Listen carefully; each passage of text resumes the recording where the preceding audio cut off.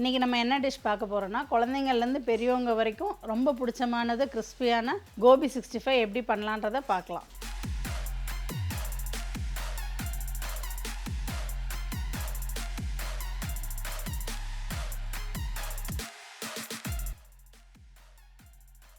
கோபி 65க்கு தேவையான பொருட்கள் என்னென்னன்றதை பார்த்துடலாம் வாங்க. காலிஃப்ளவர் 750 கிராம், எண்ணெய் தேவையான அளவு, கடலை மாவு 50 கிராம், பச்சரிசி மாவு 20 கிராம், கார்ன்ஃப்ளவர் மாவு 50 கிராம், இஞ்சி பூண்டு விழுது 2 table spoon, garam masala 5 gram, மஞ்சத்தூள் 1/2 டீஸ்பூன், மிளகாய்த்தூள் 15 கிராம், உப்பு தேவையான அளவு, கருவேப்பிலை 2 கொத்து, கேசரி கலர் பொடி 1 சிட்டிகை, லெமன் அரை மூடி. இப்போ நம்ம கோபி 65க்கு தேவையான பொருட்கள் பார்த்தாச்சு. அடுத்து எப்படி செய்யலான்றதை பார்த்துடலாம் வாங்க. இப்போ நம்ம காலிஃப்ளவரை க்ளீன் பண்ணிக்கலாம். அதுக்கு நம்ம முதல்ல ஃபஸ்ட்டு சுடு தண்ணி நல்லா கொதிக்க வச்சுட்டு அதில் உப்பு மஞ்சத்தூளும் போட்டு எடுத்துடலாம். இப்போ நம்ம காலிஃப்ளவர் முங்குற அளவுக்கு தண்ணி நல்லா கொதிக்கிற அளவுக்கு சூடு பண்ணிக்கலாம்.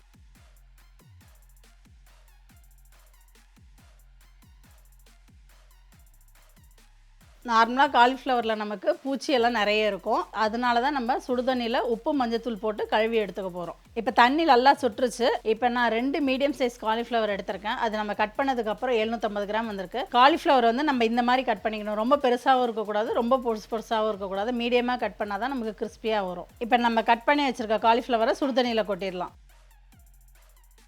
இதில் கொஞ்சோண்டு கல்லுப்பும் மஞ்சத்தூளும் போட்டு ஒரு 2 நிமிஷம் மூடி வச்சிடலாம். 1 டீஸ்பூன் எடுத்து வச்சுருக்கோம், அதில் 1/2 டீஸ்பூன் இப்போ போட்டுடலாம். கொஞ்சமாக அதில் கல்லுப்பு போட்டு மூடி வச்சிடலாம் கலக்கிட்டு.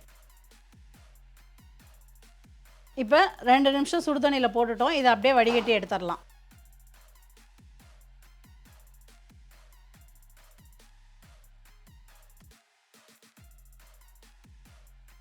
இப்போ நம்ம கோபி 65க்கு தேவையான மசாலா பொருட்கள்லாம் சேர்த்துடலாம். நம்ம எடுத்து வச்சுருக்க கார்ன்ஃப்ளவர் மாவு 50 கிராம் போட்டுக்க போகிறோம். அடுத்தது கடலை மாவு 50 கிராம் போட்டுக்கலாம். பச்சரிசி மாவு 20 கிராம். அடுத்தது இஞ்சி பூண்டு பேஸ்ட் 2 டேபிள் ஸ்பூன் எடுத்து வச்சுருக்கோம், அதையும் சேர்த்துக்கலாம். அடுத்தது நம்ம மிளகாத்தூள் எடுத்து வச்சுருக்க 15 கிராம் சேர்த்துக்க போகிறோம். அடுத்தது கரம் மசாலா 5 கிராம் சேர்த்துக்கலாம். அடுத்தது மஞ்சத்தூள் 1/2 டீஸ்பூன் சேர்த்துக்கலாம். மசாலாவுக்கு தேவையான உப்பு போட்டுக்க போகிறோம். இப்போ இது வந்து ஆப்ஷனலான இது தான், உங்களுக்கு வேணும்னா நீங்கள் போடலாம். இப்போ நம்ம வந்து 1 சிட்டிகை கேசரி பவுடர் போட்டுக்க போகிறோம். நம்ம இப்போ லெமன் அரை மூடி புழிஞ்சு வச்சுருக்கோம். இது நம்ம சேர்க்குறதுனால அதில் லைட்டாக நமக்கு அந்த புளிப்புத்தன்மை இருக்கிறதுனால டேஸ்ட் நமக்கு எடுத்து கொடுக்கும். அதனால இப்போ இதை கலந்துக்க போகிறோம். இப்போ நம்ம இது எல்லாத்தையும் ஒன்றா மிக்ஸ் பண்ணிடலாம். இதில் நம்ம நிறைய தண்ணி ஊற்றக்கூடாது, லைட்டாக மட்டும் தண்ணி தொளிச்சு அது பேஸ்டாட்ட பண்ணிக்கலாம். இது இப்போ நம்ம பச்சரிசி மாவு எதுக்கு போடுறோன்னா இதில் அந்த கிறிஸ்பினஸ் வரும். கார்ன்ஃப்ளவர் மாவு வந்து பைண்டிங் கண்டி போடுறோம்.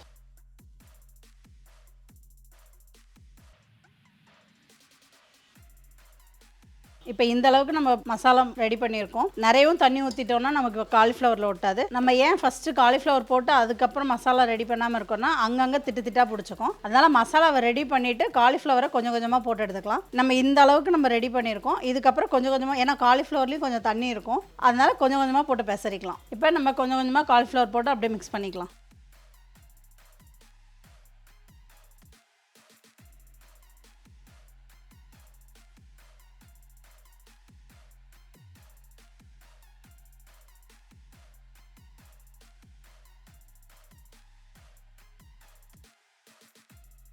நம்ம ஏன் மொத்தமாக போடலன்னா அங்கங்கே திட்டாக இதுவாகிக்கும். அதனால் கொஞ்சம் கொஞ்சமாக அந்த தண்ணி விடுறதுக்காண்டி நம்ம கொஞ்சம் கொஞ்சமாக போட்டு மிக்ஸ் பண்ணிக்கிறோம். இப்போ பாருங்கள், உங்களுக்கு இதிலே கொஞ்சம் கொஞ்சம் தண்ணி விட்டு அப்படியே பைண்ட் ஆகிட்டுருக்கு.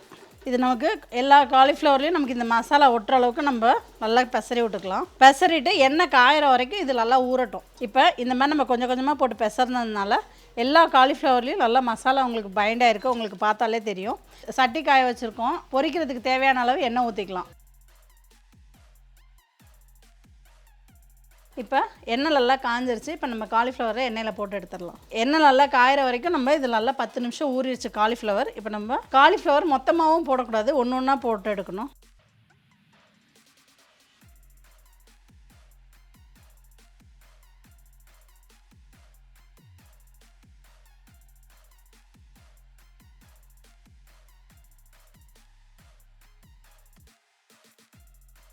இப்போ எண்ணெய் நல்லா சூடானோடனே போட்டதுக்கப்புறம் காலிஃப்ளவர் போட்டு ஒரு 5 நிமிஷம் கழிச்சு மீடியம் ஃப்ளேம் கொண்டு போயிடணும். அப்போ தான் அந்த கிறிஸ்பினஸ் வரும் நமக்கு.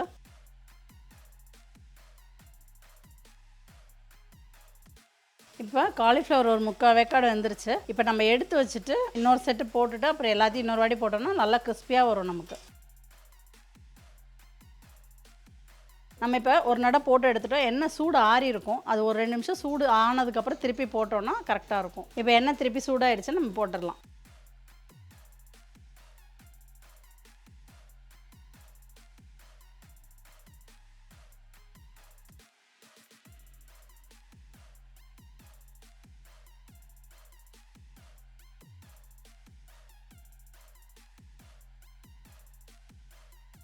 இப்போ இதுவும் 3/4 வேக்காடு ஆயிடுச்சு. இதையும் எடுத்து போட்டுட்டு திருப்பி எண்ணெய் லைட்டாக சூடானதுக்கப்புறம் எல்லாத்தையும் ஒரு வாட்டி போட்டு எடுத்துடலாம்.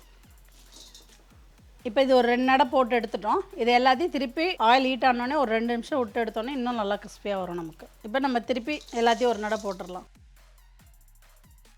இப்போ 2வது வாட்டி போட்டோன்னே இன்னும் நல்லா கிறிஸ்பியாக இருக்கும். இப்போ நம்ம இதை எடுத்துட போகிறோம். நம்ம எடுத்து வச்சுருக்க கருவேப்பிலை கொத்தை லாஸ்ட்டாக பொரிச்சு எடுத்துக்கலாம்.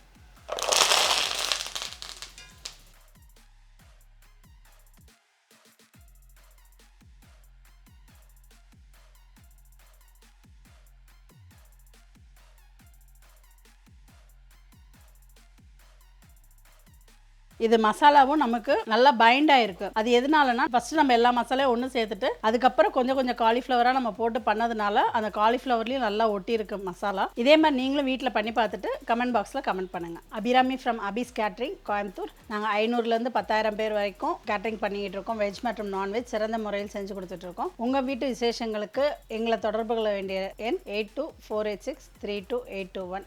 நன்றி.